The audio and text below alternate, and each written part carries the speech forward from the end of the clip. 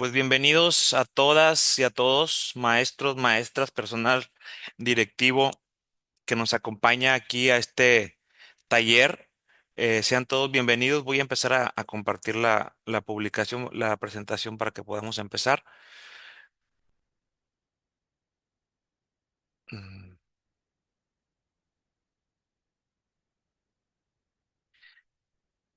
Muchas gracias. No sin antes agradecerles el tiempo que se dan porque estos conceptos y estos temas, derechos de niñas, niños y adolescentes, pues es un tema muy relevante, de mucha relevancia y pertinencia, más que nada en el ámbito en el que ustedes se desenvuelven. Y pues bueno, el objetivo de este curso es, más que nada, no pretendemos de ninguna manera dictar o decir qué es lo que se tiene o no se tiene que hacer, ni enseñarles nada, porque ustedes están preparados, tienen una preparación académica, tienen una experiencia que avala su desempeño, pero sí consideramos importante dejar algunos temas en la mesa, dejar algunos conceptos. Yo sé que los conocen, algunos temas a lo mejor no tanto, pero yo estoy seguro que nos vamos a llevar algo importante esta tarde. El objetivo de este módulo precisamente es eso, conocer todo lo relevante y lo que tiene que ver con los derechos de las niñas, niños y adolescentes, la labor importante del quehacer docente en la protección de sus derechos como garantes. Ustedes son los principales garantes de los derechos de las niñas, niños y adolescentes para ser un agente protector y poder reconocer acciones, esto es muy importante, acciones que vulneren los derechos de las niñas, niños y adolescentes y actuar en consecuencia. Si bien en esta comisión hay muchas acciones que se realizan, siempre me gusta aclararlo para que sepan, oye, ¿qué está haciendo la comisión impartiendo un taller? Bueno, aparte que es de derechos de niñas, niños y adolescentes, también es importante recalcar que a manera de resumen, lo voy a simplificar, la comisión tiene dos caras o dos lados, por llamarlo de alguna manera. La cara amable, que es la que nos toca a nosotros en el departamento, en el Instituto de Derechos Humanos, donde vamos por todo el estado de Nuevo León, con maestros, con alumnos, con policías, a centros de reclusorios, con custodios, con funcionarios públicos, con regidores, con directores, con gente que trabaja en el DIF, etcétera, etcétera, y con público en general. La cara amable que nos toca a nosotros es la de promover y llevar y dar a conocer los derechos humanos de todas las personas en cualquier circunstancia, en cualquier contexto. Y por eso es el esfuerzo que hace esta comisión para poder compartir esto, la cara amable. La cara no tan amable que también tiene esta comisión es cuando existe un indicio de una violación a derechos humanos. Entonces, pues ya no vamos nosotros a tratar de dialogar, ni de hablar, ni a dar a conocer, sino ya existe un departamento encabezado por los visitadores que ellos tienen sus protocolos, ellos tienen su quehacer, tienen su equipo de abogados y empieza la investigación y empieza todo lo referente a ver por qué, quién y cómo vulneró los derechos. Y si se vulneraron, pues hay recomendaciones y hay acciones judiciales que hacer. Y si no se vulneraron, también hay diferentes procesos. Pero eso es lo que nos toca a nosotros. Entonces, el día de hoy estamos desde el punto de vista de la cara amable para hablar acerca de los derechos de las niñas, niños y adolescentes. Y es importante que partamos de unos conceptos que son fundamentales porque tienen que ver todo con nuestro quehacer docente, con lo que hacemos en el aula, lo que hacemos en la escuela. Y partimos de la definición de lo que es el Estado mexicano. El Estado mexicano, dice la definición, son todas las instituciones que se financian con recursos públicos.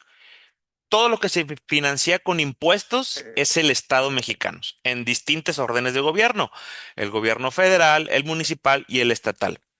Y tiene la finalidad de garantizar la gobernabilidad en el territorio mexicano. Somos un país que somos una república en donde tenemos entidades federativas, cada una autónoma con sus propios leyes, reglamentos y demás, más sin embargo todos unidos como un país. Más sin embargo, esto del Estado mexicano es muy importante y hay que hacer la diferencia entre lo que es el gobierno y lo que es el Estado. El Estado mexicano, no el Estado como entidad federativa como Nuevo León, no, el Estado. Este conjunto de instituciones tienen que ver con la gobernabilidad y son los que garantizan los derechos de las personas y en este caso de las niñas, niños y adolescentes. Ahora, haciendo una particular, un señalamiento, por ejemplo, ustedes son maestros o trabajan en instituciones de carácter pública, de educación, de gobierno. Si la escuela es estatal, bueno, pertenecerán al gobierno estatal. Si la escuela es federal, pertenecerán al gobierno federal. Mas, sin embargo, el Estado no está sujeto al gobierno. Por ahí pusimos una imagen en donde se expresa claramente que el gobierno es el que está sujeto al Estado. ¿Qué quiere decir esto? Ustedes forman parte del Estado mexicano, al igual que yo, al igual que mis compañeros que trabajamos aquí en la Comisión Estatal de los Derechos Humanos. Si bien nosotros no estamos dentro del ámbito gubernamental porque no trabajamos para el gobierno, sí trabajamos para el Estado. Y eso nos convierte en funcionarios públicos. ¿Qué es un funcionario público? Pues es toda persona que trabaja para el Estado, como nosotros en la comisión, o para cualquier entidad de gobierno municipal, estatal o federal, y recibe una remuneración monetaria, un sueldo, un salario, una dieta, una prestación, etcétera, por la labor que desempeñamos y se paga con los impuestos de los contribuyentes.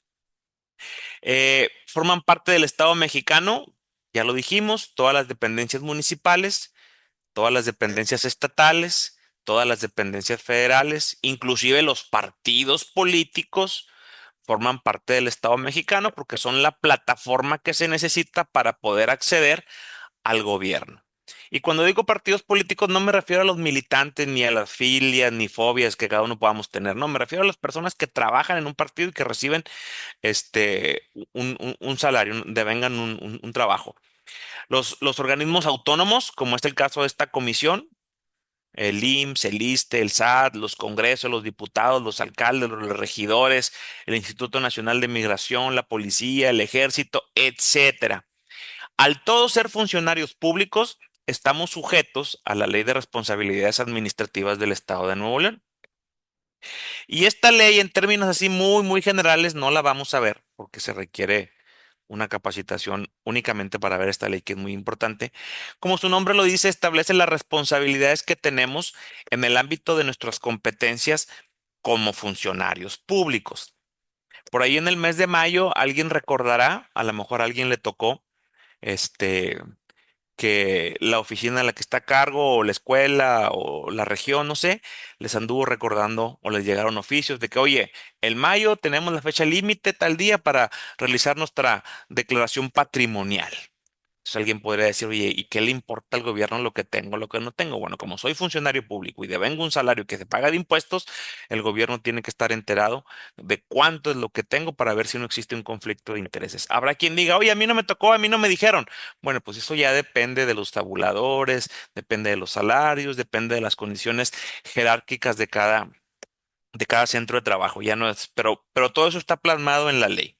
Entonces, aclarado el tema y dejado bien claro que somos funcionarios públicos, todos los que estamos concurriendo el día de hoy, tenemos que empezar a hablar acerca de lo que son los derechos humanos y dar un pequeño repaso cronológico que es importante que conozcamos los antecedentes, que sepamos de dónde vienen los derechos humanos para poder saber hacia dónde van, cuál es la tendencia que tienen.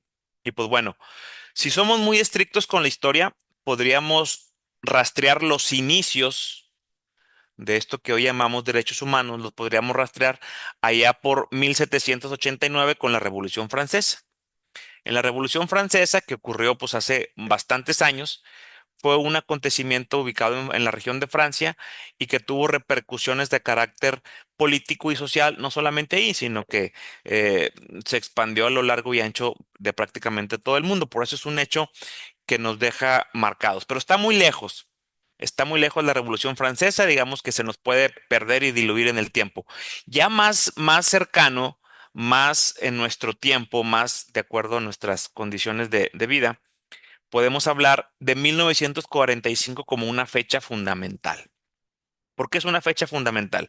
En 1945 termina la Segunda Guerra Mundial y esta guerra, con sus ganadores y sus perdedores, vino a configurar el mundo que tenemos hoy en día. Vino a configurar la forma en cómo organizamos nuestra cultura y nuestra sociedad como la tenemos hoy en día. Sabemos que la Segunda Guerra Mundial pues fue un acontecimiento bélico que ocurrió en Europa de 1939, 1945, en donde se cometieron crímenes de lesa humanidad, en donde la Alemania nazi, encabezada por Hitler, lo que buscaba era poner o imponer, más bien dicho, una visión de la raza aria. Entonces, todo lo que estuviera fuera de lo que ellos concebían como correcto, pues era asesinado y se cometieron crímenes de lesa humanidad.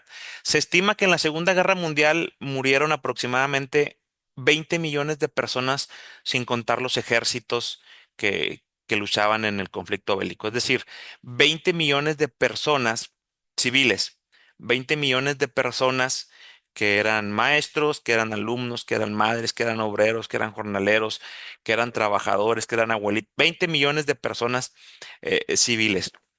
Y se dice muy fácil, 20 millones de personas, pues eh, es un número que se dice muy fácil, pero si lo dimensionamos y que para que podamos entender la magnitud del desastre que fue la Segunda Guerra Mundial, el estado de Nuevo León tiene aproximadamente 6 millones de personas. Entonces estamos hablando que en la Segunda Guerra Mundial se perdió el triple y un poquito más de todas las personas que vivimos en Nuevo León. De ese tamaño fue el desastre. ¿Por qué morían las personas en la Segunda Guerra Mundial? Pues morían por su nacionalidad. Todas las personas de descendencia judía o judía eran asesinados. Morían por sus preferencias sexuales. Todas las personas homosexuales eran asesinadas. Morían por sus convicciones religiosas. Testigos de Jehová eran asesinados. Morían por cuestiones de género. Las mujeres que se consideraban que no eran útiles para la guerra ni para las fábricas, pues, morían. Las niñas, los niños morían. Más bien no morían, los mataban. Esa es la palabra, aunque se oiga cruel. Eh, por, por estas cuestiones que hoy en día nos pueden parecer ridículas y dignas de una película de ficción y de terror, pues no. Hace un poquito más de 80 años esa era la realidad que se vivía en Europa. Y pues bueno, cuando termina esta guerra, este holocausto, en 1945 nace la ONU. Y la ONU, la función que tenía era evitar que volviese a ocurrir una guerra de esas magnitudes. La ONU vino a sustituir a la Sociedad de Naciones, que no había podido con la encomienda de evitar que ocurriera una Segunda Guerra Mundial después de que terminó la primera. Y esta ONU en 1945 fue la concurrencia para que 51 países eh, se pusieran de acuerdo y empezaran a trabajar en favor de la paz. En favor de la paz y buscando algunos acuerdos lógicos. Es entonces que en 1948, el 10 de diciembre para ser exactos, se, se hace o se publica la Declaración Universal de los Derechos Humanos. Esta Declaración Universal de los Derechos Humanos establecía la lista de derechos fundamentales, básicos, que debía tener cualquier hombre. Aquí es importante destacar que tanto en 1945 como en 1948, en estos hechos históricamente muy importantes, México participó. México estuvo presente en la fundación de las Naciones Unidas y estuvo presente en la firma de la Declaración Universal de los Derechos Humanos. Es decir, México hemos sido un país siempre garantista, hemos sido un país siempre en pro de los derechos humanos, hemos sido un país que ha buscado siempre ir progresando en estos temas. Y la Declaración de los Derechos Humanos, en su artículo 1, estamos hablando de 1948, establece: todos los hombres nacen libres e iguales en dignidad y derechos. Y a partir de ahí empieza una serie de enunciados, una serie de artículos que hablan acerca de los derechos que tiene el hombre: el derecho a la justicia, el derecho a la libertad de opinión, el derecho a la inviolabilidad del domicilio, del libre tránsito, etcétera. Una serie de derechos importantes. Hasta aquí no se está hablando de niños, de nada, únicamente en términos generales. En 1966 se realiza el Pacto Internacional de los Derechos Civiles y Políticos, en donde ya se da un paso más allá de manera progresiva en los derechos humanos. Es decir, se logra que se pueda reconocer la participación en todos los niveles política de las mujeres, que los puedan ser votadas y ser votados, etcétera. En 1969 se lleva a cabo la Convención Americana de los Derechos Humanos. Es como una ratificación de lo que la ONU y la Declaración Universal dijeron, pero ya más tropicalizada, hablando desde el punto de vista del continente americano y los integrantes de la OEA, de los Estados americanos. Es hasta 1989, fíjense, o sea, hace relativamente 36 años, el 1989, en donde ya existe una Convención de los Derechos del Niño. Ya se habla de manera oficial y formal acerca de la Convención de los Derechos del Niño. Y a partir de esta fecha se empiezan a trabajar en políticas públicas que han permeado todo el quehacer y que ahorita vamos a platicar y a verlas. Pero hablando exclusivamente de los derechos de los niños, siendo muy específico únicamente porque esta sesión habla de los derechos de los niños, siendo específicamente hablando de los derechos de los niños, tenemos algunas fechas y algunos acontecimientos importantes. Por ejemplo, en 1924 tenemos la primera, la Declaración de Ginebra sobre los Derechos del Niño. ¿Por qué en 1924 y por qué en Ginebra? Bueno, en Ginebra porque era la sede de la Sociedad de Naciones. La Sociedad de Naciones había sido la organización mundial, el papá de la ONU, por llamarlo de alguna manera, que se había formado con los países ganadores de la Primera Guerra Mundial y estableció su sede en Ginebra.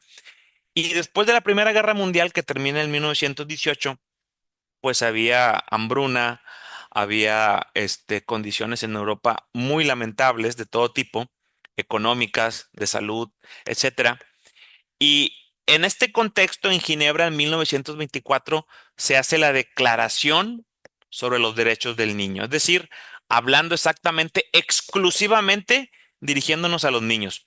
¿Qué decía esta declaración? Contaba única y exclusivamente con 5 puntos que se los voy a dar a conocer para que ustedes vean cómo pensaba la sociedad hace 100 años, un poquito más de 100 años.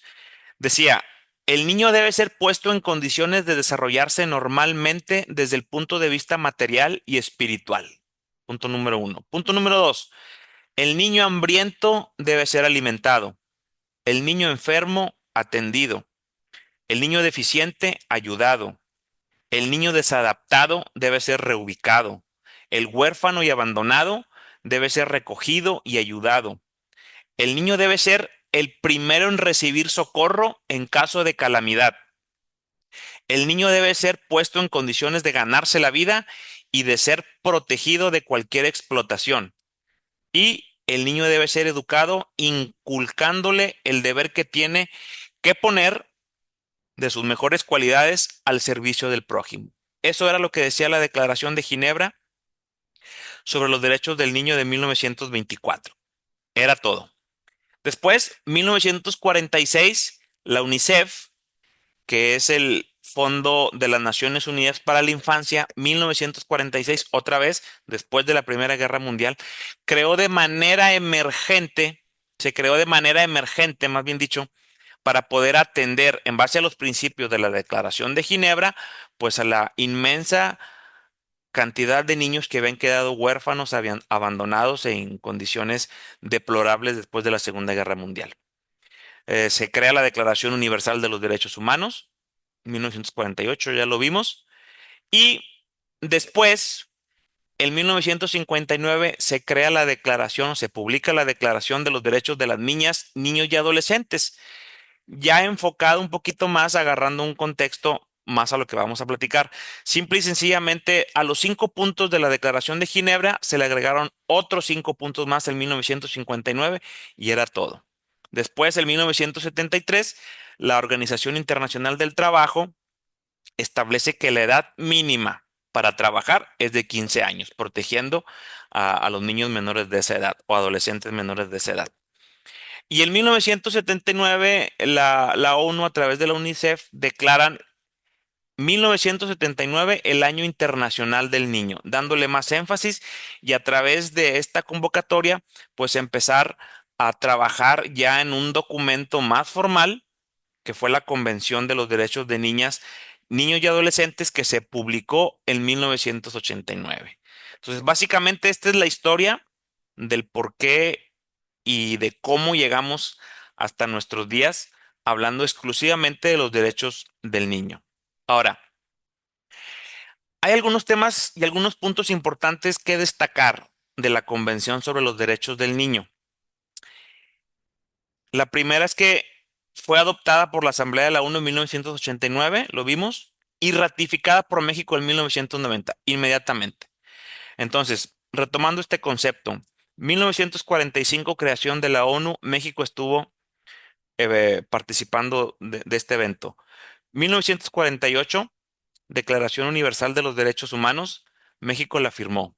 1989-1990 se ratifica la Convención sobre los Derechos del Niño. Es decir, México siempre ha estado en una postura que tiene que ver con garantizar los derechos humanos desde siempre. Es el espíritu que ha tenido nuestra Constitución y que debe permear hacia todos los funcionarios públicos. Otro dato importante, dice que es el tratado internacional más firmado de la historia, pues a la fecha, el único país que sí la firmó, pero que no ratificó, es Estados Unidos de América. Esto es importante destacarlo porque pareciera contradictorio que uno de los países, y no es que el país más adelantado en muchos temas, este, del continente americano y del mundo, es el único país que no está de acuerdo al 100% con lo que dice la Convención de los Derechos del Niño, por lo cual no lo ha ratificado. ¿Por qué? Porque este tipo de documentos internacionales se vuelven vinculantes y Estados Unidos es lo que no está dispuesto a aceptar. ¿Cómo? Ellos piensan y creen que el permitir que un documento internacional avalado por muchas culturas, en muchas lenguas, en muchos países, puede estar violentando la soberanía de ese país, de Estados Unidos, al decirles qué es lo que tienen que hacer con sus niños, niñas y adolescentes. Entonces, Estados Unidos no está dispuesto a eso. También hay otro motivo. Algunos grupos de conservadores en Estados Unidos. Ustedes saben que en Estados Unidos hay dos partidos políticos preponderantes. Están los demócratas, este, ubicados en la izquierda, ubicados en el progresismo, y están los republicanos, ubicados en la derecha del espectro político y ubicados en el conservadurismo. Bueno, existen fuertes grupos de conservadores, de demócratas que se oponen a que esto se firme y forme parte de las leyes de Estados Unidos porque ellos consideran que ya tienen leyes suficientes para atender a las niñas, niños y adolescentes, uno, y dos, porque consideran que algunos puntos de este tratado internacional le puede quitar y restar autoridad a los padres de familia que forman a sus niños. No sé si ustedes recuerden, en el primer mandato de Donald Trump fue muy criticado a nivel internacional y salió en las noticias y en todos lados porque cuando detenían migrantes, o familias de migrantes completas, los niños eran separados de los padres, cosa que está prohibido en la Convención de los Derechos del Niño. Y todavía más humillante y degradante y atentando contra la dignidad de las infancias, algunos de estos niños se ponían en jaulas. No sé si alguien recuerda esta noticia. Los metían en jaulas a los niños para que estuvieran ahí, para que no fueran a ir o algún percance. Entonces, todo esto violenta el espíritu de la Convención sobre los Derechos del Niño. Y en Estados Unidos no hay nada que prohíba este tipo de conductas porque es un documento en el cual no se han atrevido o no han querido ratificar. Y por último, otro tema muy importante, este, que también tiene que ver con la cultura norteamericana y con sus leyes. En la Convención sobre los Derechos del Niño se establece y se prohíbe claramente la pena de muerte a cualquier menor infractor. Y en Estados Unidos, todavía hasta el 2005 para atrás, había pena de muerte para menores infractores que cometieran delitos catalogados como muy graves de acuerdo a sus leyes. Entonces, en 2005 se deroga la pena de muerte en los últimos estados de la Unión Americana, que eran Texas, Oklahoma y Virginia, que todavía tenían adolescentes en el corredor de la muerte, esperando que se aplicara la pena de muerte. Entonces, eso ahorita ya es historia, ya está derogado, pero en su momento era una de las causas o de las condicionantes por qué Estados Unidos no firmaba, no ratificaba y no aceptaba del todo lo que dice la Convención sobre los Derechos del Niño. Otro punto importante a destacar es que el cumplimiento de la convención es obligatorio. Es obligatorio. ¿Por qué? Bueno, dice que en razón de que la Convención de los Derechos del Niño es un instrumento internacional jurídicamente vinculante, los estados que la ratifican están obligados a cumplir las observaciones realizadas por el Comité de los Derechos del Niño. Vinculante quiere decir eso, que están obligados a cumplir. ¿Quién los obliga a cumplir? Pues el compromiso moral y ético que se adquiere ante una declaración o ante una convención. Por ejemplo, el artículo número 1 de nuestra Constitución, la Constitución Política de los Estados Unidos, establece que en los Estados Unidos mexicanos todas las personas gozarán de los derechos humanos reconocidos en esta Constitución y en los tratados internacionales de los que el Estado mexicano sea parte.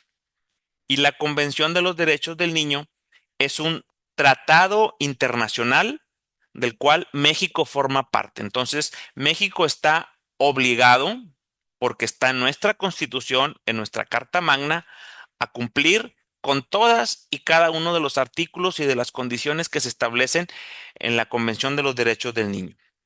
Ahora, el artículo cuarto, también de la Constitución Política de los Estados Unidos Mexicanos, en su artículo cuarto, establece el principio del interés superior de la niñez. El interés superior de la niñez tiene una aplicación que permea hacia todas las leyes, hacia todos los programas y políticas públicas que tienen que ver con con las niñas, niños y adolescentes. Pero, ¿qué significa el interés superior de la niñez? Bueno, el interés superior de la niñez, así en palabras sencillas, establece o quiere decir que lo más importante que tiene el Estado mexicano son los niños. Lo más importante que tiene una familia son sus niños. Lo más importante que tiene una escuela son sus niños, son sus alumnos. Entonces, bajo este principio, cualquier decisión política o programa de gobierno dirigido a los niños debe tomar en cuenta su desarrollo y protección absoluta. Es decir, todo lo que se hace pensando en el desarrollo integral de los niños. En educación, no solo se deben recibir conocimientos, actividades, etcétera, etcétera, sino también se debe llevar a cabo en un lugar seguro y de respeto que fomente la dignidad, la identidad y los derechos humanos. Entonces, todo esto del interés superior de la niñez, que está consagrado en el artículo cuarto de la Constitución de nuestro país y que proviene y emana de la Convención de los Derechos del Niño, es el principio por el cual nuestras leyes y nuestro sistema jurídico en todos sus aspectos lo que busca es proteger el desarrollo integral de todos los niños. En base a eso, en base a la Convención de los Derechos del Niño, que es un tratado internacional, y al interés superior de la niñez, en el 2014 se crea, se publica la Ley General de los Derechos de las Niñas, Niños y Adolescentes. ¿Qué dice esta ley? No la vamos a ver, pero en términos generales, esta ley replica lo que dice la Convención de los Derechos del Niño. Es decir, si alguien dice, oye, yo no conocía la Convención de los Derechos del Niño, ¿qué es lo que dice? Bueno, lo que dice se replica y obviamente se tropicaliza, por llamarlo de alguna manera, al Estado mexicano, porque si bien es un tratado internacional que aplica para todos los países que lo suscribieron, debe llevar algunas acentuaciones importantes en el tema de la cultura. Entonces, la Ley General de los Derechos de las Niñas, Niños y Adolescentes es promulgada en diciembre del 2014. Y si recordaremos, en el 1990 se firmó y se ratificó el convenio, por lo tanto, hubo 24 años. Después de 24 años, se crea la Ley de los Derechos de las Niñas, Niños y Adolescentes. Esto quiere decir que antes del 2014 no había derechos para las niñas, niños y adolescentes. Sí, se había.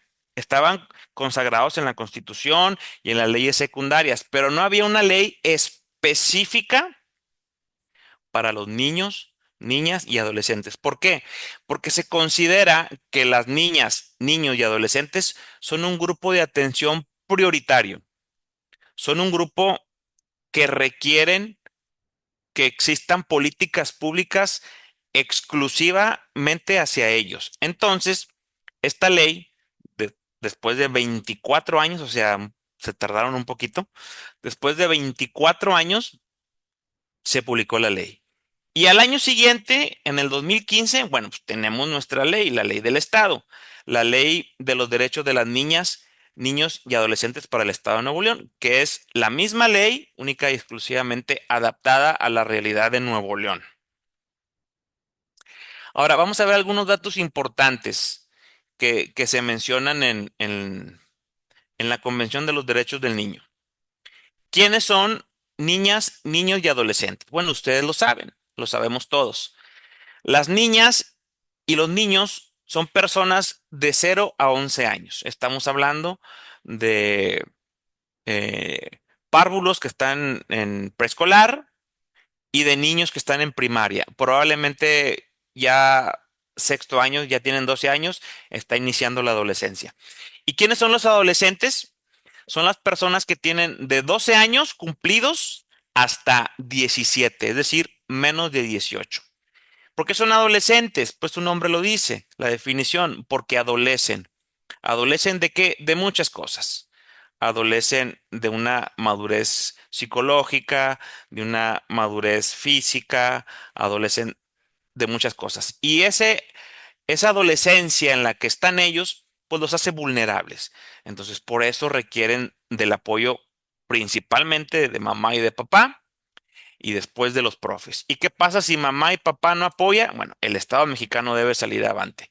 ¿Qué pasa si profes en la escuela no apoyan? Pues el Estado mexicano tiene sus mecanismos para salvaguardar la integridad de todos estos niños y jóvenes, porque son lo más importante que tiene el país. Entonces, esta es una definición que yo sé que todos conocemos. Ahora, ¿qué obligaciones tengo yo?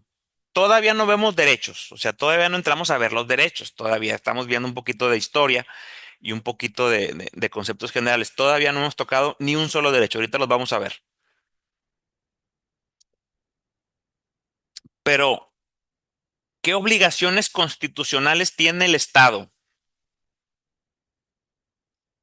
mexicano del que hablamos al principio? Todas las obligaciones en el ámbito de sus competencias, las autoridades, perdón, tienen la obligación, las autoridades, el Estado mexicano, a través de sus agentes. ¿Y quiénes son sus agentes? Pues todos los funcionarios públicos. En este caso nosotros. ¿Por qué? Porque a veces hay palabras que son conceptos abstractos y que si los despersonalizamos pareciera que le sacamos la vuelta. Por ejemplo, cuando hablamos de patria, ¿quién es la patria? Pues la patria somos nosotros. Cuando hablamos de pueblo, ¿quién es el pueblo? Pues nosotros. Cuando hablamos de funcionarios, ¿quiénes son los funcionarios? Pues nosotros. Cuando hablamos de Estado, ¿quién es el Estado? Pues nosotros. Entonces, este texto va dirigido a nosotros. En el ámbito de sus competencias, es decir, ahorita estamos teniendo una plática, una charla con maestros. Entonces, el ámbito de la competencia de los maestros es la educación. Ellos son competentes en el tema de educación. Yo creo que ninguno de los que está ahorita aquí en la capacitación está preocupado por temas que tengan que brindar salud o que tengan que brindar seguridad. Esos son para otros agentes del Estado. En este caso, la competencia de nosotros es los derechos de los niños, en el caso mío, y de ustedes, todos los derechos, pero particularmente el derecho a la educación. Tienen la obligación de promover, respetar, proteger y garantizar los derechos humanos de conformidad con los principios de universalidad, interdependencia, indivisibilidad y progresividad. Yo sé que esto lo vieron con el licenciado Alejandro, pero es importante nada más volverlo a mencionar porque esto es lo que nos compete a todas y a todos. ¿Qué es promover? Su nombre lo dice. Promover es dar a conocer.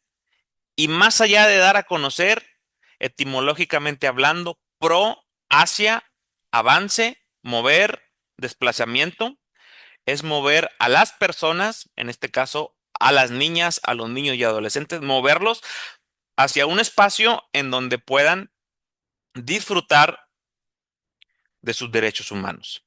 Promover va más allá de dar a conocer. O sea, promover es más que si vamos a promover los derechos humanos, pues pegamos un cartel en algún pasillo de alguna escuela y estamos promoviendo, sí. O entregamos algunos folletos por aquí y por acá, estamos promoviendo también. Pero promover en el sentido que se ve desde la comisión va más allá. Va en el reconocimiento de los derechos humanos, de las responsabilidades sociales y de mover a los individuos, a las personas, a los niños hacia sus derechos. Respetar. La palabra se entiende perfectamente. Decía el benemérito de las Américas, entre los individuos como entre las naciones. El respeto al derecho ajeno es la paz. Respetar significa no interrumpir y permitir que se expresen libremente en el ejercicio de sus derechos, que las personas puedan acudir, puedan disfrutar y puedan expresarse libremente. Abstenerse de interferir con el goce de los mismos. Proteger. Esa es la obligación primigenia del Estado, o sea, es la principal. Para eso está la Constitución y las leyes. La Constitución está para salvaguardar los derechos y las garantías individuales, que son los instrumentos jurídicos para poder disfrutar de esos derechos. Para eso están. Pero, ¿de quién nos protege la Constitución? Una pregunta importante. La Constitución nos protege y los derechos que están plasmados ahí de la arbitrariedad que puede cometer el Estado. Necesitamos una Constitución para que el Estado, con su poder, porque tiene el monopolio de la violencia, el Estado con el monopolio de la violencia no me atropelle en mi individualidad como persona. Y en esa Constitución están establecidos los derechos que el Estado se compromete a proteger, que es la primera obligación que tiene. Y por último, también tiene la obligación de garantizar. Garantizar quiere decir realizar todo lo que sea necesario, todo lo que esté a nuestro alcance para que todas las personas, sin excepción, en el ámbito de nuestras competencias, puedan disfrutar sin obstáculo alguno de sus derechos, consagrados y reconocidos en la Constitución. Dice también la definición aquí, estableciendo mecanismos e instituciones para salvaguardar. Mecanismos e instituciones para salvaguardar. Salvaguardar que los derechos de las niñas, niños y autoridades. Y esas instituciones y esos mecanismos que establece la Constitución y las leyes secundarias, un ejemplo de esto muy claro que tenemos es el CIPINA, el Sistema Nacional de Protección Integral de Niñas, Niños y Adolescentes. Recordamos un poquito lo que estábamos hablando. En la Ley General de los Derechos de los Niños, Niñas y Adolescentes se establece su creación en el 2014. Relativamente es algo que tenemos poco nuevo, que hay que, en la medida de lo posible, ojalá no se utilizara nunca, porque eso quiere decir que no hay violentaciones, pero desafortunadamente no es. Pero ¿qué es lo que hace CIPINA? Su nombre lo dice, Sistema Nacional de Protección Integral de Niñas, Niños y Adolescentes. CIPINA es la instrumentalización de la ley. Si alguien está violentando un derecho de un niño, niña o adolescente, CIPINA interviene. Al ser una instrumentalización de una ley federal, mandata la creación de un CIPINA estatal. Entonces tenemos un CIPINA a nivel nacional, tenemos un CIPINA a nivel estatal y el Estado mandata la creación de estos sistemas a nivel municipal. Cada uno de los 51 municipios debe tener su CIPINA. Existe un consejo que se forma con la participación de presidentes municipales. Voy a hablar en el caso de- del municipal. ¿Por qué el municipal? Porque generalmente el municipio es la autoridad más cerca que tenemos.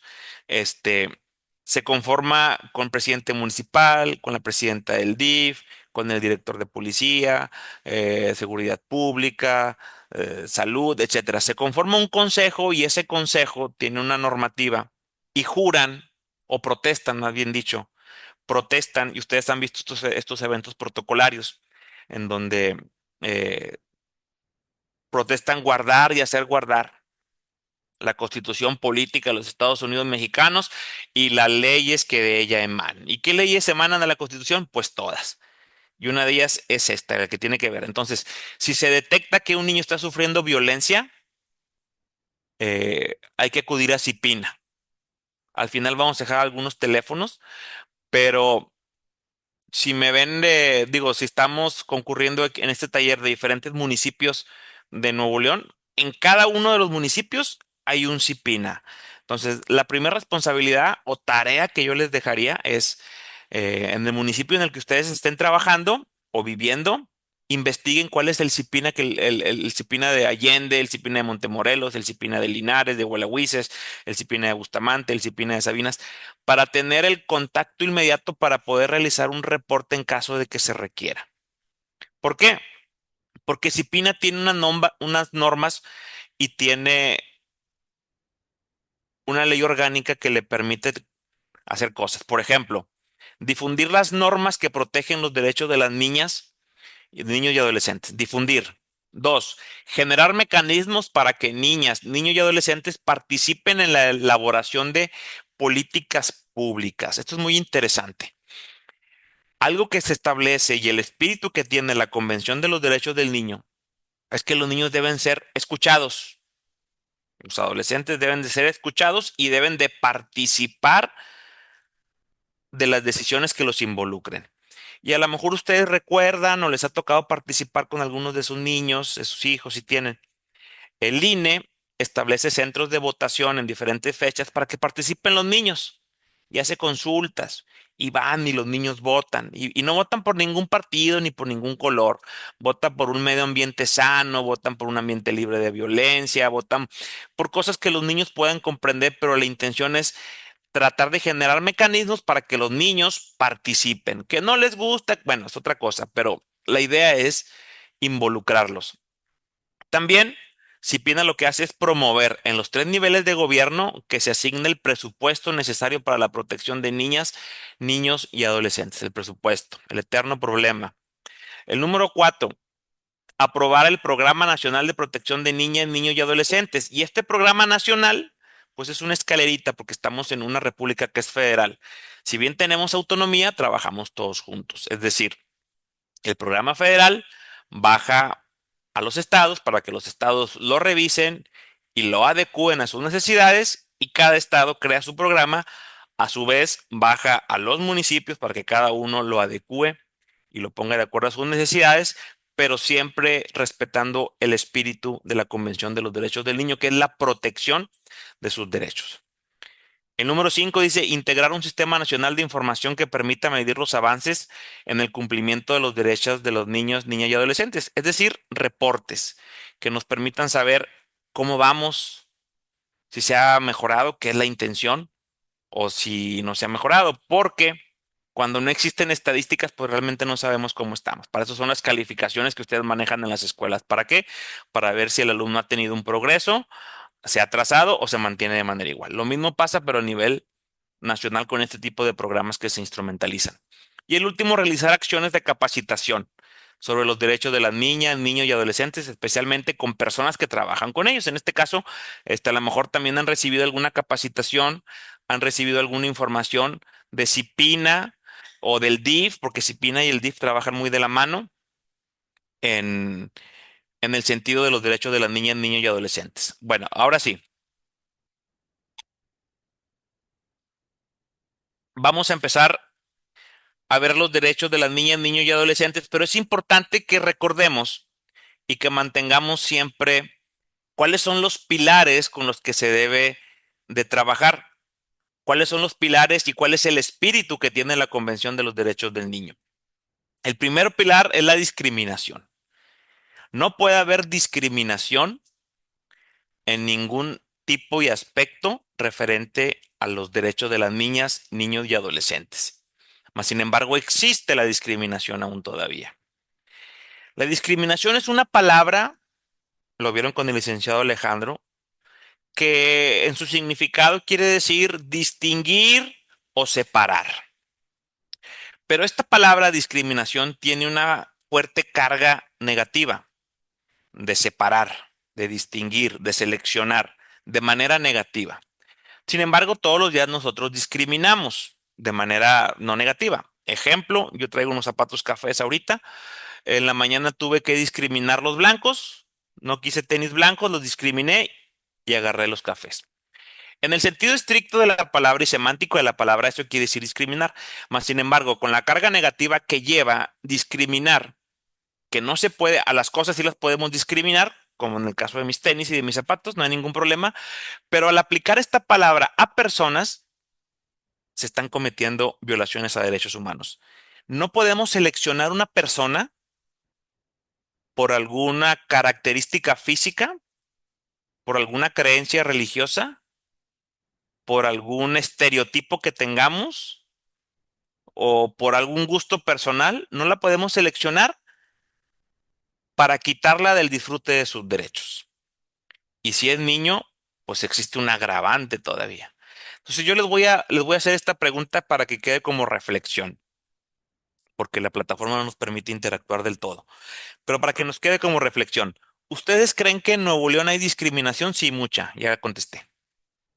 Esa es la primera. Y la segunda, ¿ustedes creen que en Nuevo León, en las escuelas públicas, que son las que tiene el gobierno para garantizar el derecho a la educación, en las escuelas públicas, ¿ustedes consideran, han visto o han sido partícipes en donde crean que existen actos de discriminación hacia niños?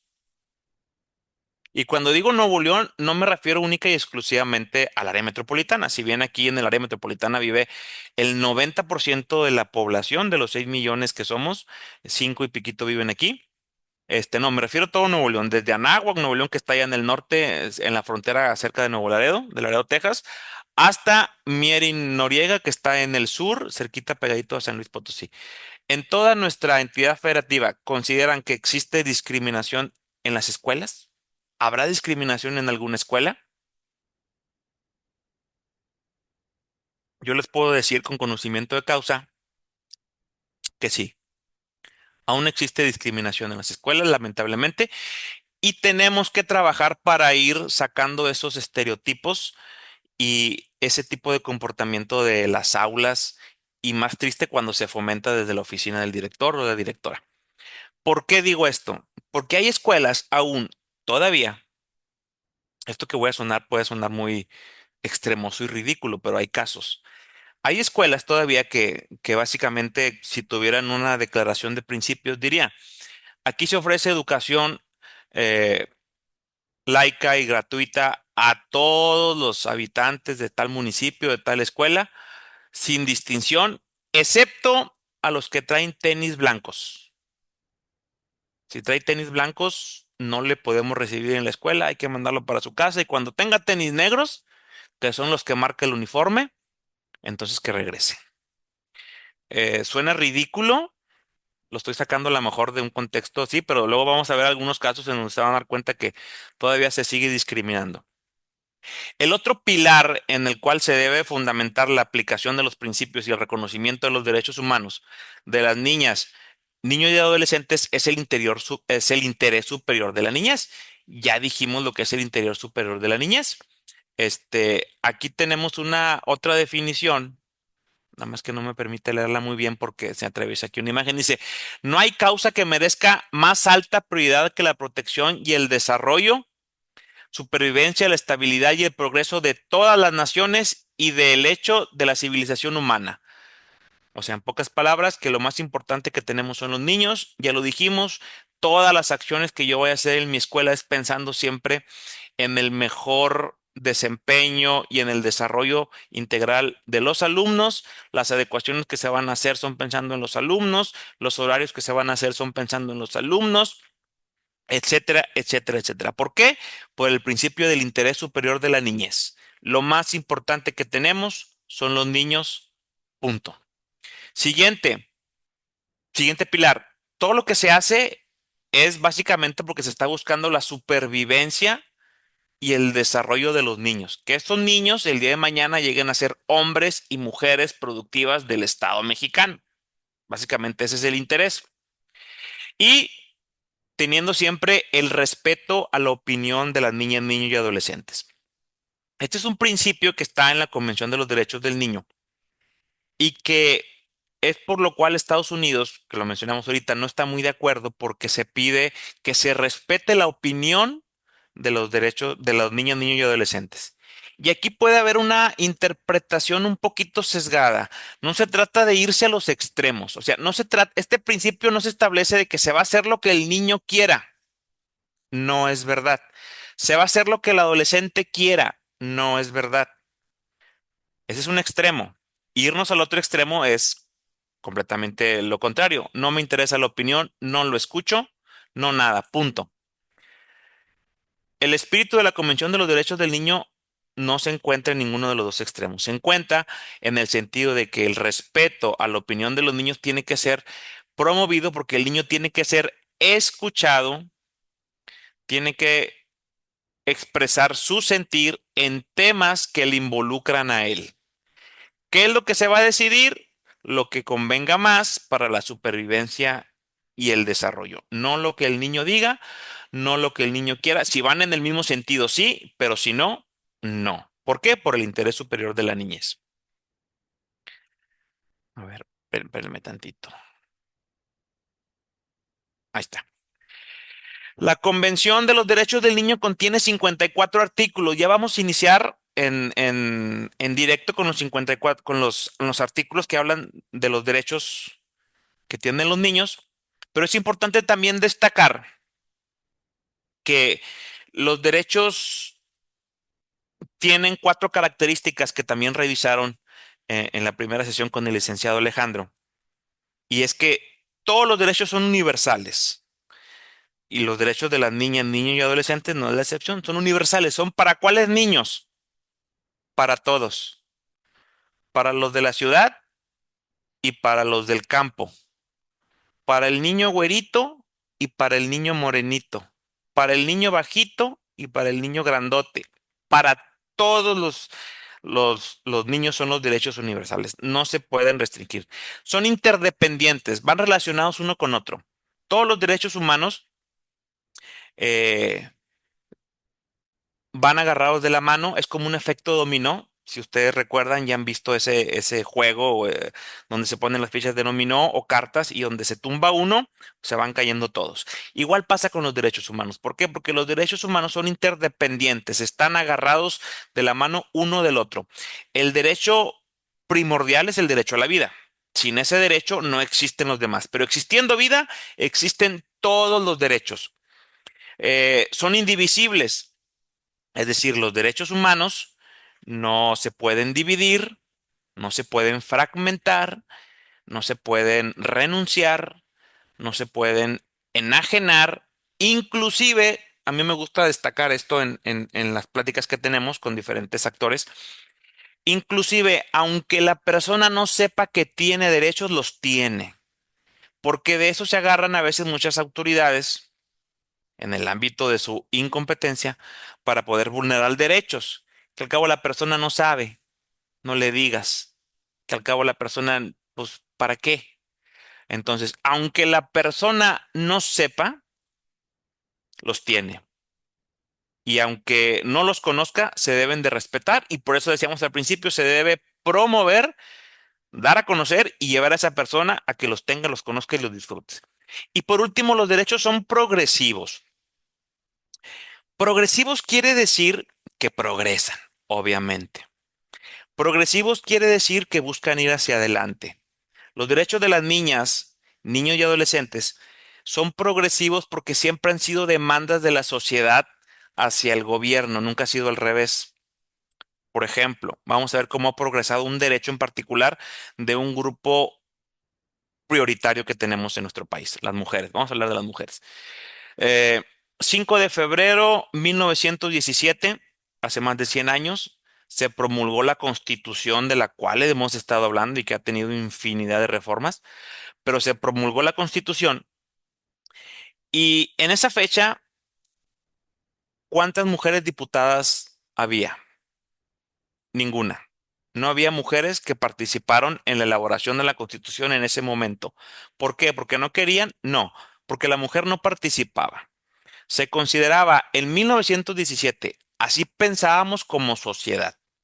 En 1917 se consideraba que la mujer tenía que estar dedicada a las labores del hogar, de atender a los hijos y al marido. La política era un área de acción muy importante de toma de decisiones en donde la mujer no estaba preparado y era restringida única y exclusivamente para los hombres. ¿Es eso correcto?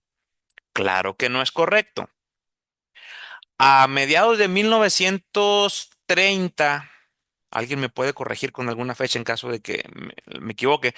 A mediados de 1930 se empezó a promover el voto de la mujer, pero única y exclusivamente para el municipio, para presidente municipal de donde vivía. A ver, la mujer sí puede votar, pero nada más para presidente municipal. Para todos los demás cargos, no, son importantes, no lo puede hacer. Fue hasta 1953, si mal no recuerdo, 1953, cuando la mujer ya pudo tener acceso al voto de manera completa, votar para presidente municipal, diputados, senadores, presidente de la República, etcétera. Pero nada más votar, no podía participar, no podía, no podía ser votada.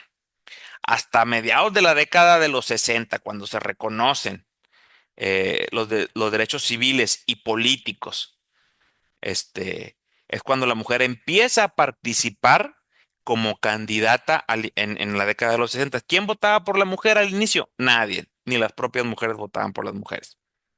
Se ha venido trabajando, ahorita tenemos leyes en materia electoral, tenemos presidenta de la República, hay gobernadoras, hay presidentes municipales, en el Congreso de Nuevo León, la mitad son mujeres, la mitad son hombres. Se ha avanzado en este tema, se ha progresado. ¿Por qué se ha progresado? ¿Porque el gobierno lo ha querido? No, porque siempre han sido demandas sociales.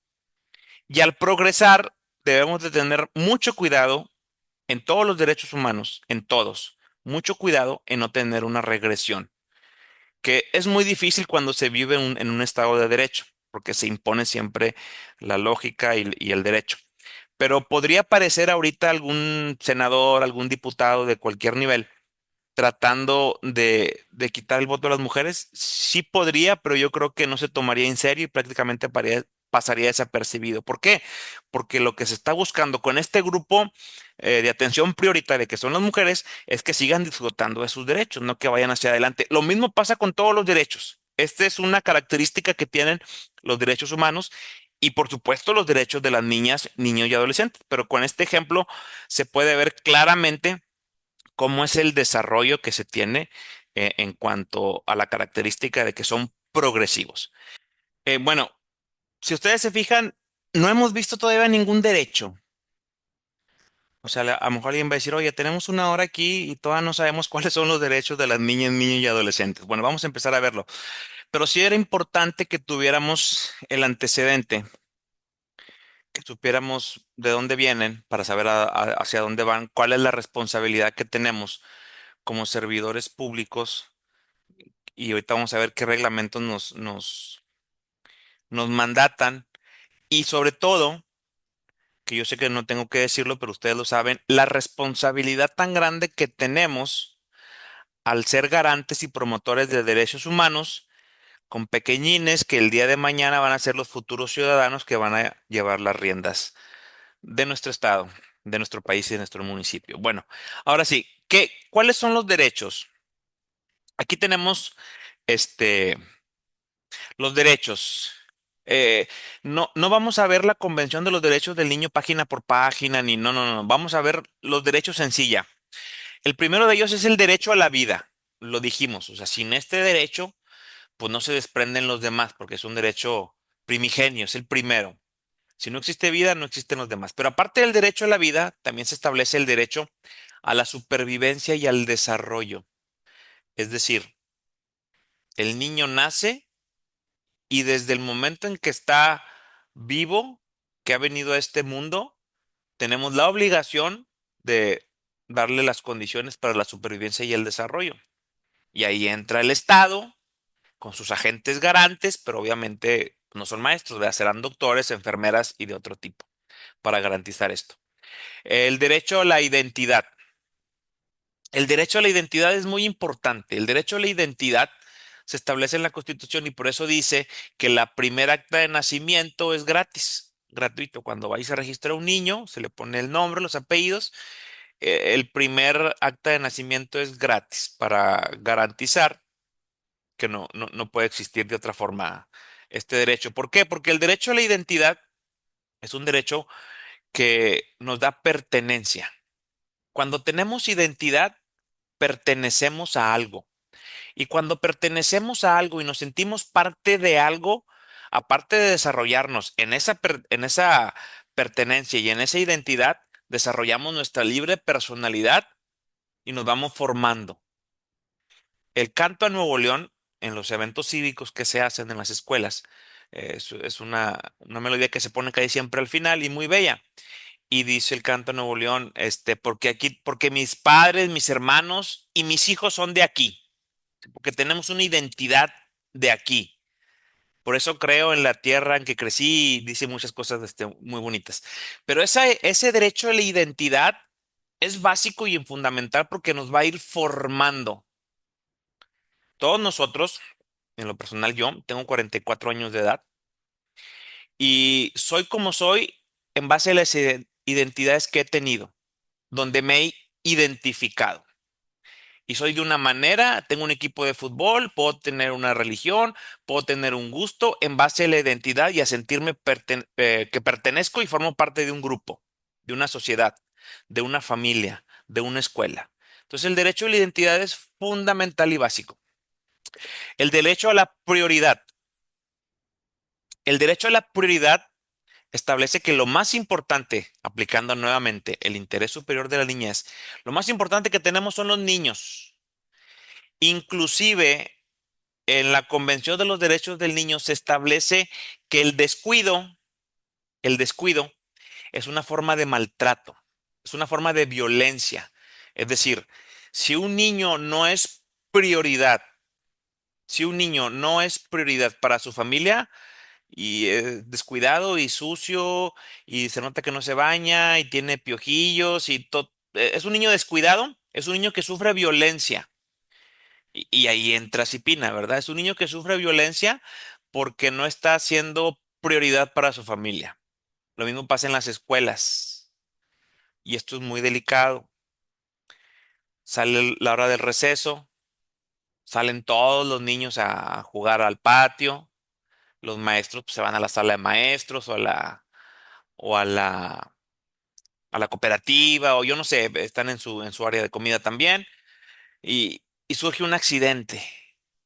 Hay un percance en la escuela, un niño se cae o se pelea, no sé, un percance que este, fue descuidado, no fue prioridad. Entonces, como directivos de escuelas, como maestros, tenemos que tener protocolos, que los vamos a ver luego, tenemos que tener protocolos para garantizar en la medida de lo posible y hasta de lo imposible, el minimizar cualquier hecho que pueda considerarse como una negligencia. Porque si hay negligencia en la escuela, hay negligencia en el salón, entonces existe no se está garantizando el derecho a la prioridad. Derecho a vivir en familia. ¿En cuál familia? La OMS establece 7 tipos de familia. O sea, la familia nuclear, la tradicional, mamá, papá, hijos. La familia extendida, mamá, papá, hijos y abuelita o abuelito o los dos abuelitos o una tía, familia extendida. La familia monoparental, la mamá soltera o divorciada pero sola, el papá soltero o divorciado pero solo, monoparental, que solamente existe una figura de autoridad, monoparental. La familia homoparental, cuando los padres son del mismo sexo, homoparental. La familia mixta, esa familia se puede entender muy sencillo creo que es un título de película, los míos, los tuyos y los nuestros. Es una familia mixta. La familia de acogida es una familia temporal en donde algún niño está padeciendo violencia, está padeciendo maltrato, algún tipo de abuso, no se garantiza su desarrollo y no tiene el derecho a la prioridad. Entonces, si Pina va y lo recoge de ese hogar, de esa familia en donde está, y tiene centros, capullos, para que estén ahí de manera temporal, pero siempre va a ser mejor que esté en una familia que en un edificio sin ese ambiente familiar. Entonces, hay familias de acogida que son familias temporales. Hay un procedimiento que se lleva ante el DIF para poder certificarse y poder apoyar a la sociedad de esta manera. Y también la familia elegida. La familia elegida es la familia con la que yo elijo vivir. A lo mejor no tenemos ningún tipo de vínculo, a lo mejor nada, pero es mi familia, yo la elegí. Entonces, esos son los 7 tipos de familia que reconoce la Organización Mundial de la Salud y que se establecen en el derecho a vivir en familia. Ese es otro derecho fundamental. El derecho a la igualdad. Todos los niños, sin discriminación, son iguales. Derecho a la igualdad. Y este derecho a la igualdad siempre nos abre la puerta cuando hablamos de igualdad, a hablar de equidad. La equidad y la igualdad no son lo mismo. La igualdad, ¿qué es? Darle a todos por igual, lo mismo. Y la equidad, ¿qué es? Darle a todos los iguales cosas desiguales. En otras palabras, darle a cada quien lo que necesite para que pueda desarrollarse y salir adelante. Y no necesariamente es lo mismo que le di al otro. Le pude haber dado más o le pude haber dado menos. Esta imagen no la traigo aquí en la presentación, pero a lo mejor yo sé que la han visto en otras capacitaciones, ustedes las utilizan. Quiero que lleven a su memoria una barda en donde están 3 niños de diferentes tamaños y están todos parados y la barda tapa a 2 de ellos y al más grande no. Igualdad es darle 3 ladrillos a todos y probablemente con esos 3 ladrillos van a haber dos y el más pequeñito no va a haber nada. Eso es igualdad. A los 3 le di lo mismo. Y equidad es darle a cada uno lo que necesita. A lo mejor al más grande no le doy ladrillo, al del medio le doy 2 ladrillos y al más pequeñito le doy 3 ladrillos. Y así de esa manera todos van a estar en las mismas condiciones para poder visualizar. Esa es la diferencia. Derecho a vivir en condiciones de bienestar. Las condiciones de bienestar tienen que estar, de vivir bien, de estar bien, en los dos ámbitos fundamentales donde se desarrolla la personalidad del niño. En este caso es en la casa, en el hogar, con papá y con mamá. Y el segundo espacio donde el niño pasa más tiempo después de casa es en la escuela. Entonces, en la escuela tenemos que tener condiciones de que estén bien, de bienestar. Y eso tiene que ver con muchos aspectos, desde aspectos estructurales, aspectos físicos, aspectos materiales, etcétera. Derecho a la no discriminación. Ningún niño debiera ser discriminado. Ningún niño debería de ser sacado de sus derechos. Ningún niño debería ser señalado por alguna condición, por algún estereotipo o por algún gusto personal de cualquier persona para evitar que tenga o disfrute sus derechos. Entonces, los niños no deben ser discriminados. Derecho a una vida libre de violencia. Obviamente, esto es básico. Yo creo que no se necesita explicar mucho, aunque hay un tema exclusivo para hablar de la violencia en las niñas, niños y adolescentes, pero los niños tienen el derecho a no sufrir violencia de ningún tipo, ni física, ni emocional, ni psicológica, ni verbal, de ningún tipo. Derecho a la educación. Eh, la educación es un derecho fundamental consagrado en la Constitución. Ustedes son los agentes garantes de este derecho.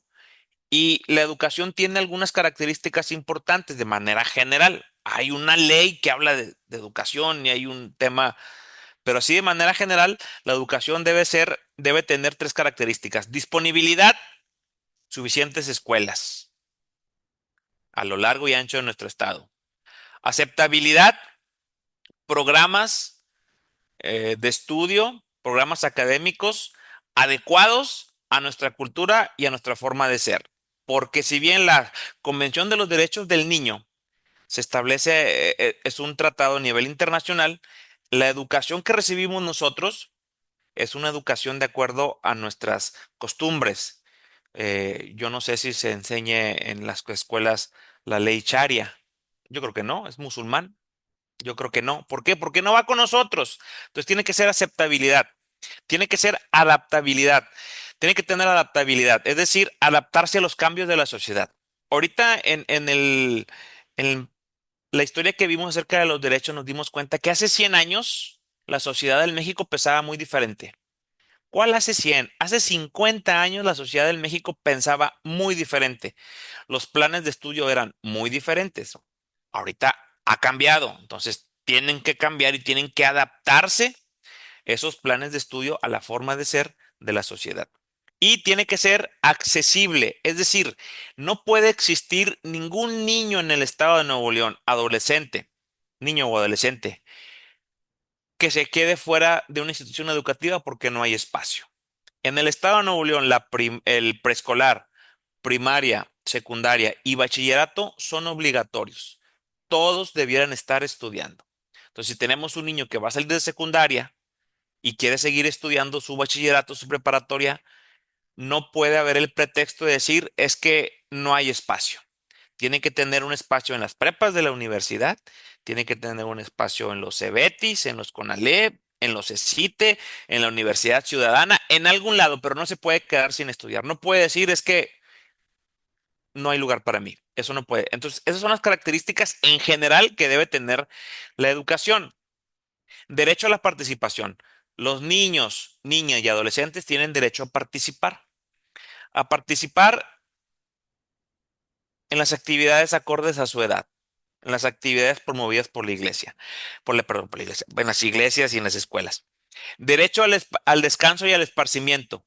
También los niños tienen el derecho al descanso y al esparcimiento. Es un derecho bastante lógico. Derecho a las tecnologías de la información y la comunicación y a disfrutar de los beneficios que tiene la ciencia. Es decir, eh, las tecnologías de la información y la comunicación, que son el Internet mezclado con celulares y con tableta, nos da un cúmulo de información impresionante y eso ha hecho que muchos paradigmas educativos se tengan que replantear nuevamente este, eh, temas educativos. Aquí puede haber un poco de debate en el decir, oye, pero los niños no pueden estar en las tabletas. Es correcto, hasta cierta edad, por su corteza prefrontal y todo lo que el desarrollo cognitivo que lleva, es correcto. Pero tenemos que ver a las tecnologías de la información y de la comunicación como una herramienta. ¿Para qué nos puede servir un martillo? Pues un martillo nos sirve para clavar un clavo o también me sirve para quebrarle la mano a mi compañero. ¿Para qué me sirve un cuchillo? No, pues un cuchillo me sirve para preparar una salsita o un pico de gallo o también me sirve para agredir y lastimar a una persona. Es decir, puede ser una herramienta o puede ser un arma. ¿Para qué me sirve el Internet? Las tecnologías de la información de la comunicación. Ah, bueno, con responsabilidad para tener acceso a mucha información, para tener acceso a redes sociales, redes afectivas. Y como un arma, pues puede ser utilizada para cosas muy, muy dañinas. Derecho a la protección de la salud. Los niños tienen el derecho a que su salud sea protegida. Y hablando de la progresividad que tienen los derechos, En Nuevo León existe una ley que es reciente, es del 2023 y es la ley para la detección y tratamiento oportuno e integral del cáncer en la infancia y adolescencia en Nuevo León. Es decir, esta ley antes del 2023 no existía y esta ley tiene la obligatoriedad del Estado mexicano de que si una niña o un niño o un adolescente tiene una enfermedad, cáncer, muy lamentable y catastrófico, tiene cáncer, el Estado está obligado a garantizarle el tema de los tratamientos de salud y no paga ni un 5. Desafortunadamente, y lo digo así porque me ha tocado conocer un par de casos de niños pequeños que, que, que pasan por una situación de estas características muy difícil. Y es verdad, la ley y el gobierno del estado se han aplicado y no tienen ningún tipo de costo los tratamientos que ellos reciben. ¿Por qué? Porque tienen el derecho a la salud. Antes de esto, ¿qué había? Pues había otros mecanismos, pero que a lo mejor no estaban tan claros y que se podían quedar a la interpretación. Derecho a la libertad de expresión. Los niños tienen derecho a expresarse, a decir lo que piensan, tienen derecho a hablar, a participar. Por eso es que cuando existe algún juicio de divorcio entre dos cónyuges, se le pregunta al niño con quién quiere estar. Insisto, esto no es determinante para que digan, se hace lo que el niño diga, no, pero sí es un atenuante para poder establecer mecanismos y criterios más sencillos que puedan dar luz a un juez o a un procedimiento para poder tomar una decisión. ¿Por qué? Porque el niño tiene el derecho a decir lo que piensa, a decir si está de acuerdo o no está de acuerdo, a decir que quiere cambiar o mejorar una cosa, a participar en términos generales. Derecho a la libertad de convicciones éticas, de cultura y de religión. Cuando hablamos de niños pequeños, pues nos queda muy claro que las convicciones éticas, culturales y religiosas, pues no son de los niños, ¿verdad? Son de los papás de los niños, pero tienen el derecho de expresarse, tienen el derecho de manifestarse. Por último, también nos marca la Convención de los Derechos del Niño el derecho a la inclusión de las niñas, niños y adolescentes con discapacidad. El establecer mecanismos de salud y de accesibilidad para que las niñas y niños con alguna discapacidad puedan ser incorporadas en diferentes ámbitos de su vida cotidiana.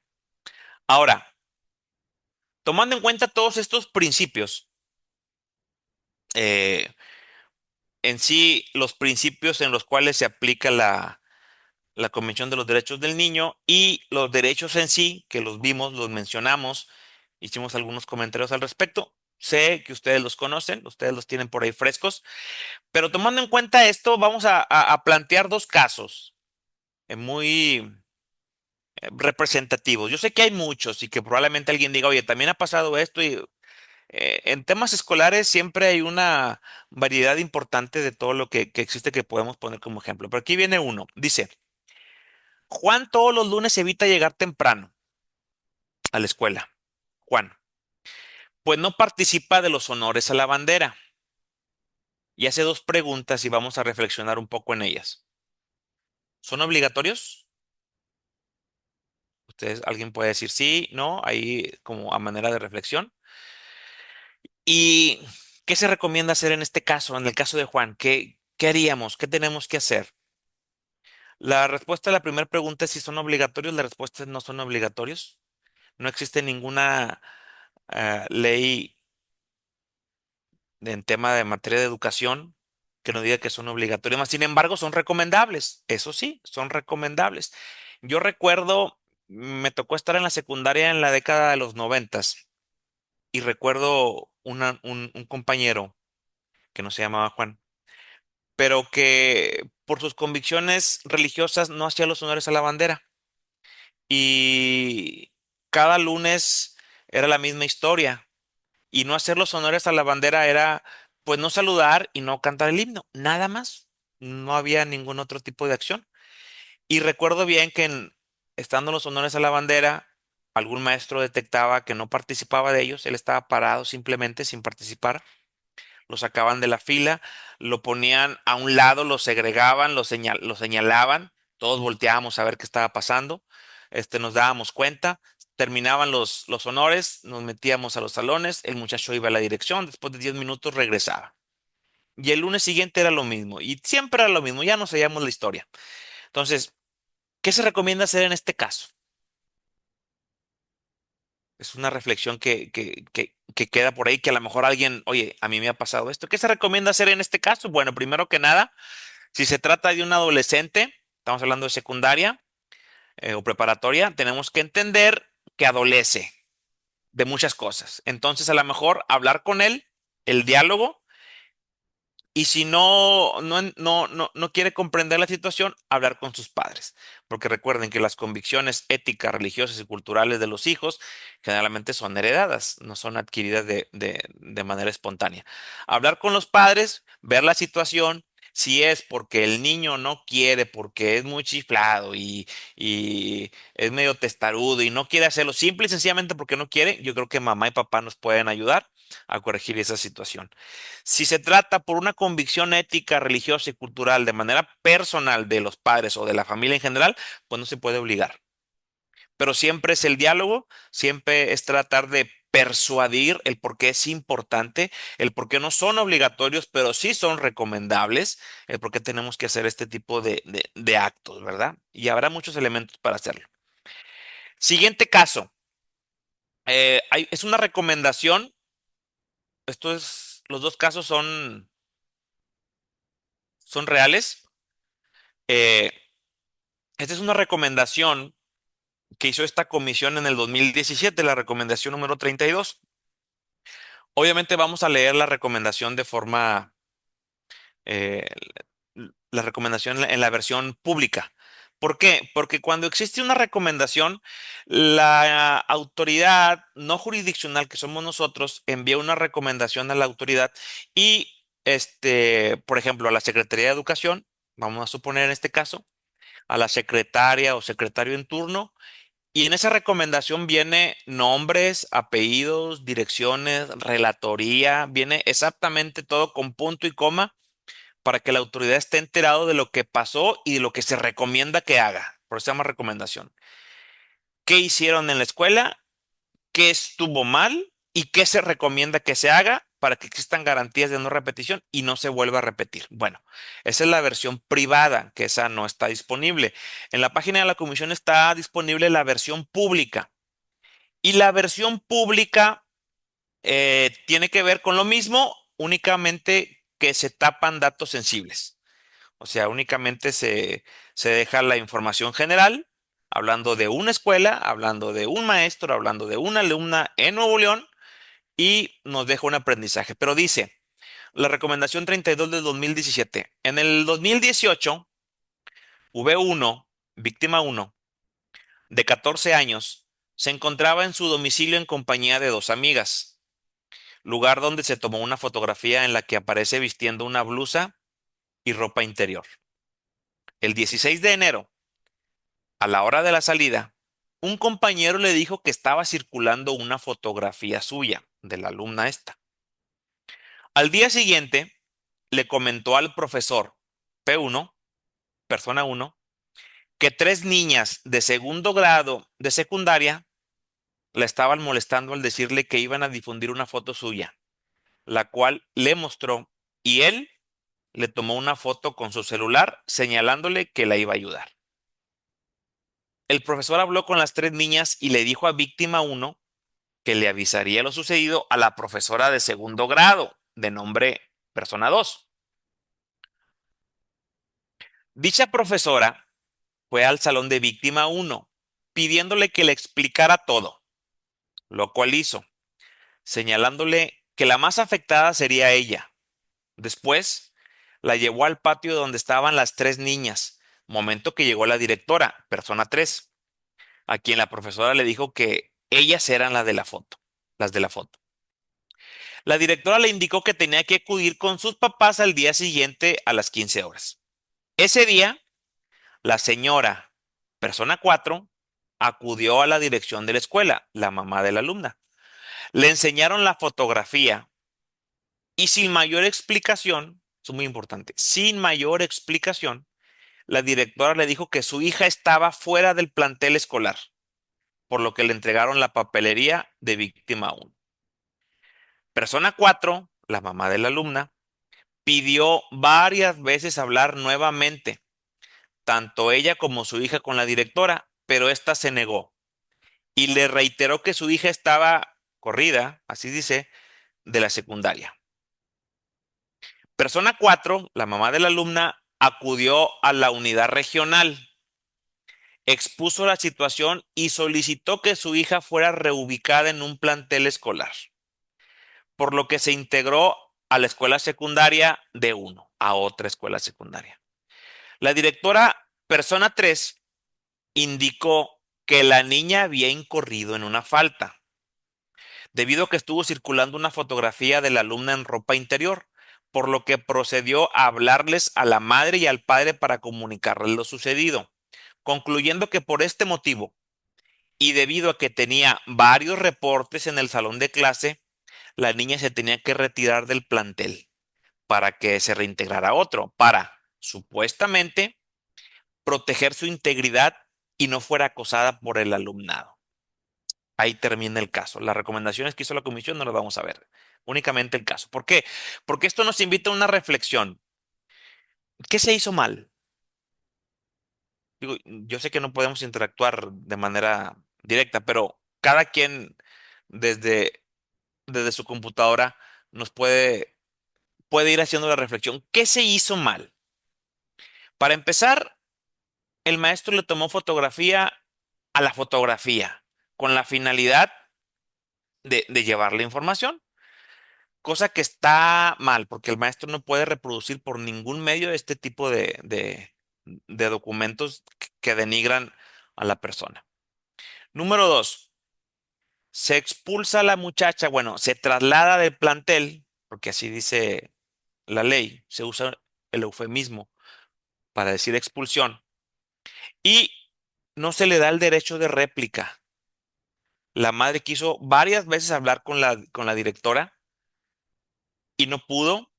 No se escuchó a la alumna, no se le tomó opinión de si estaba de acuerdo o no estaba de acuerdo. Eh, el reglamento también establece que cuando se va a hacer un traslado de un plantel a otro, la escuela debe de buscar el plantel, es decir, el director, hablar con el subdirector y ver la manera para entre todos solucionar. No se trata de que tenga sus papeles y que Dios la bendiga. No, mal.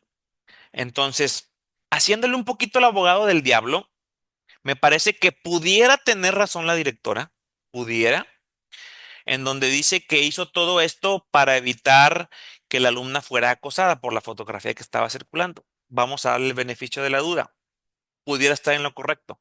Lo incorrecto es que no estableció los mecanismos para poder decirle a la alumna todo esto, para poder plantear opciones, escuchar a la alumna y en base a todo este información, más lo que la alumna diga, poder tomar una decisión en conjunto con la madre de familia, que a final de cuentas yo creo que es la más interesada en el bienestar de la hija. Entonces, este es un caso muy típico que se presenta a veces en muchas partes, en donde no se escucha a los alumnos. Y el artículo 12 de la Convención de los Derechos del Niño establece que el derecho a la niñez a expresar su opinión en todas las decisiones que les afecten.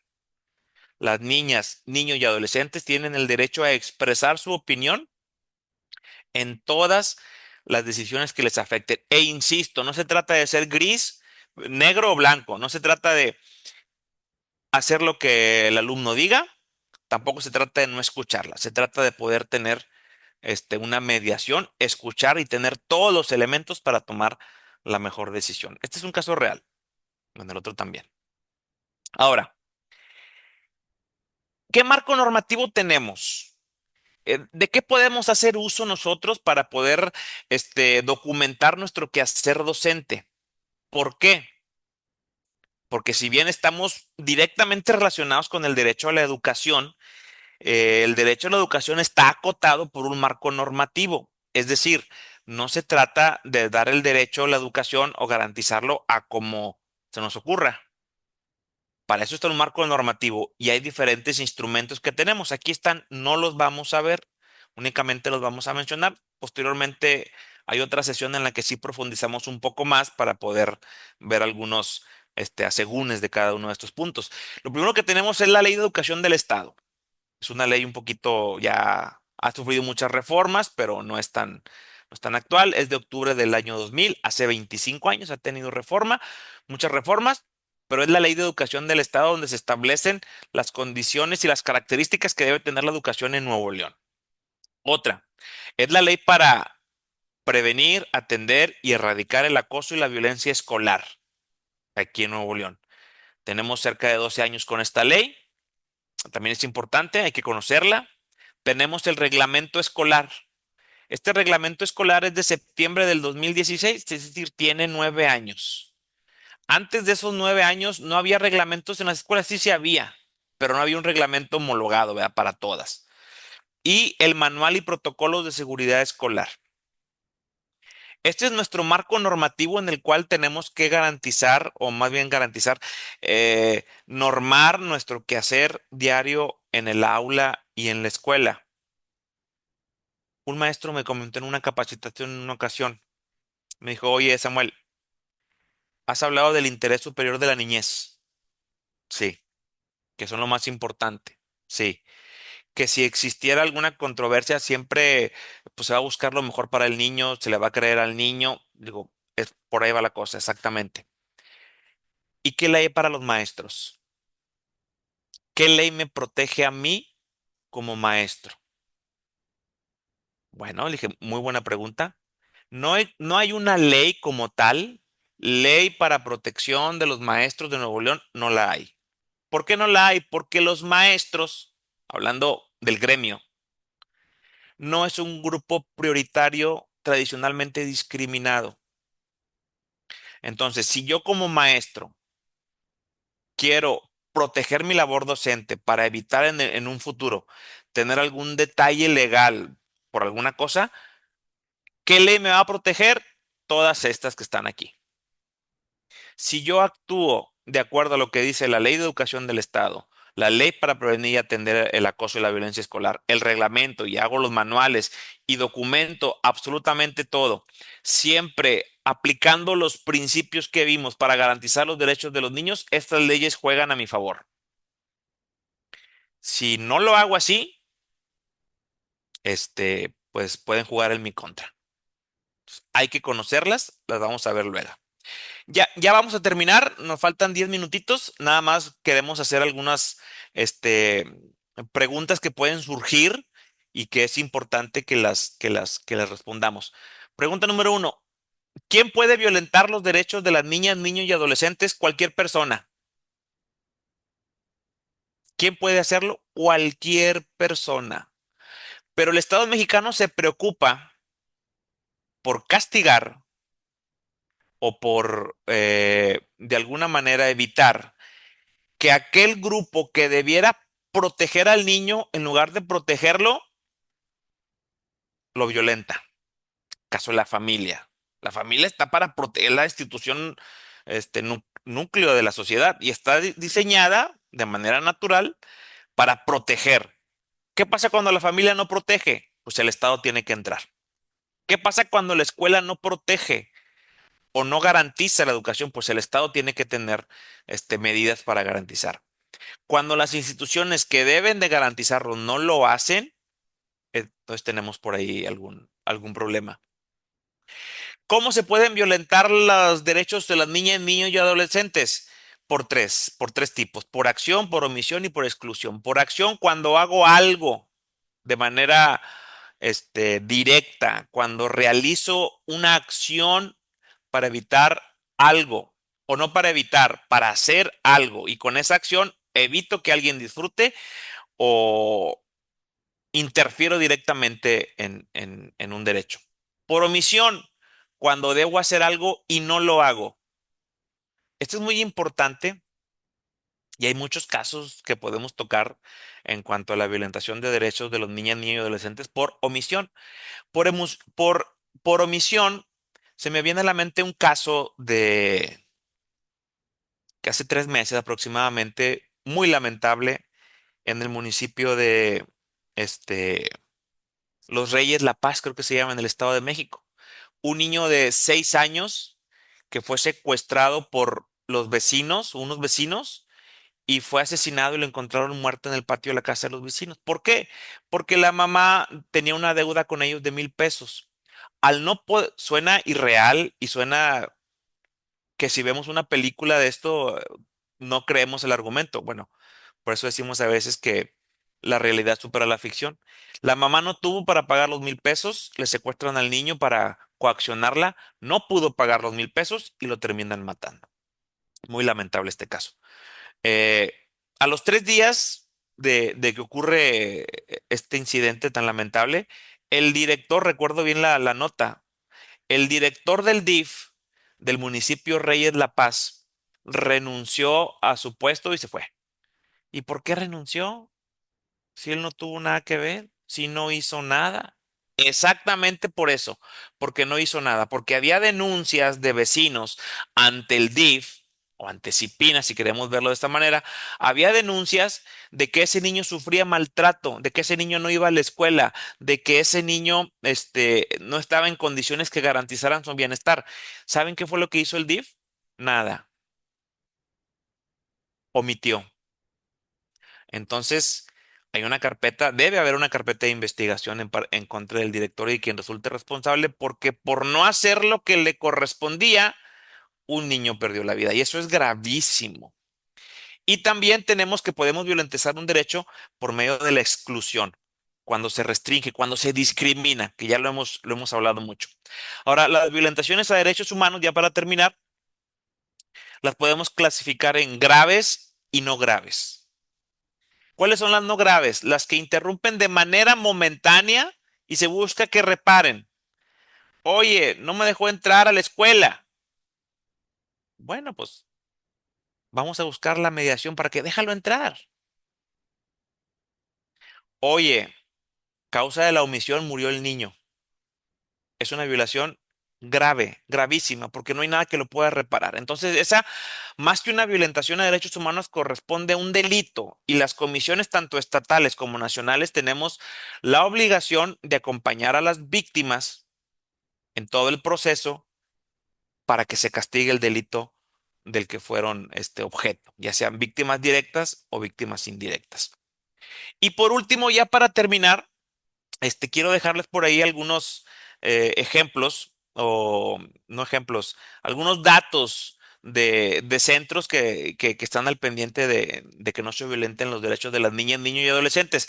Eh, es importante que sepan que el primer filtro de un niño violentado siempre es el maestro. Cuando un niño sufre violencia, es muy fácil que el maestro lo detecte. Entonces, el maestro es el primer eslabón en esta cadena que debe garantizar los derechos. ¿Qué tiene que hacer el docente? Bueno, pues acudir a dirección. Oye, fulanito de tal viene una vez a la semana, falta mucho. Y cuando viene, viene sucio, no se baña, se nota que es un niño que lo tienen descuidado, porque los niños no son impuntuales, los que llegan tarde son los papás. Los niños no son sucios, quienes no los bañan son los papás. Entonces, cuando detectamos este tipo de comportamientos, lo que se debe hacer es reportarlo inmediatamente a dirección. Dirección inmediatamente tiene sus protocolos para reportarlo en su plataforma, en reportarlo a través del DIF o de CIPINA y que empiecen las investigaciones correspondientes. Y de mi parte es todo. Muchas gracias. Les agradezco su tiempo.